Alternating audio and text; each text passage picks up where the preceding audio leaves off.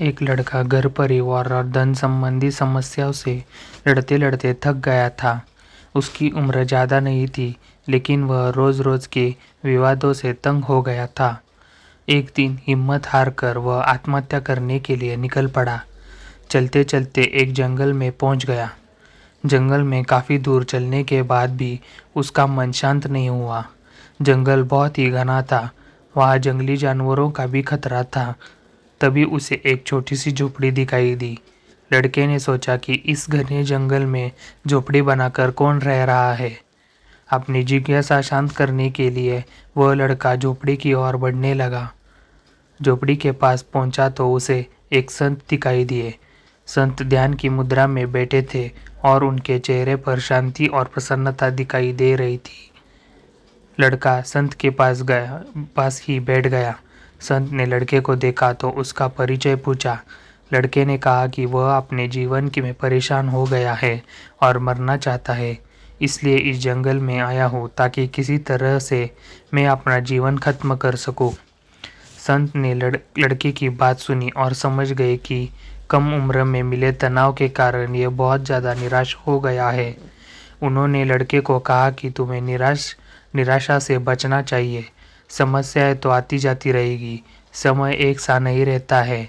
संत ने लड़के को समझाने के लिए एक कथा सुनानी शुरू की। संत बोले, एक छोटे बच्चे ने एक दिन अपने घर में बांस का और एक कैक्टस का पौधा अपने घर के आंगन में लगाया। उसका बागवानी का नया नया शौक था। बच्चा रोज दोनों पौधों की एक समान देखभाल करने लगा। रोज सुबह शाम पानी देता, धूप छांव में पौधा का ध्यान रखता। काफ़ी समय बीतने के बाद कैक्टस का पौधा तो पनप गया, लेकिन बांस का पौधा में कोई बदलाव नहीं दिख रहा था। बच्चा सोचता था कि कैक्टस को पनप पा रहा है, लेकिन ये बांस के पौधे को क्या हो गया। बच्चा रोज़ बात सोचता, लेकिन वह निराश नहीं हुआ और रोज़ दोनों पौधों की देखभाल करता था। थोड़ा और समय निकल गया, लेकिन कैक्टस की तुलना में बांस का पौधे में संतोषजनक प्रगति नहीं दिख रही थी। बच्चा अपने मेहनत में लगा रहा।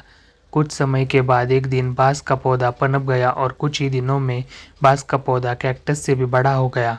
संत ने उस निराश लड़के के आगे कहा कि बांस का पौधा पहले तो अपनी जड़ें मजबूत कर रहा था, इसलिए उसे पनपने में समय लगा, लेकिन वह बच्चा भी अपनी कोशिशों में पीछे नहीं हटा, निराश नहीं हुआ।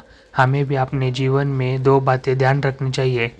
पहली बात तो ये है कि हालात कैसे भी हो, सकारात्मक और धैर्य न छोड़े। दूसरी बात यह है कि पहले हमें अपनी जड़ें मजबूत करनी चाहिए। अगर हमारा आधार मजबूत होगा तो हमारा काम तेज़ी से आगे बढ़ेगा। सकारात्मक और धैर्य रखेंगे तो जीवन में जल्द ही संतोषजनक बदलाव दिखाई दे सकता है।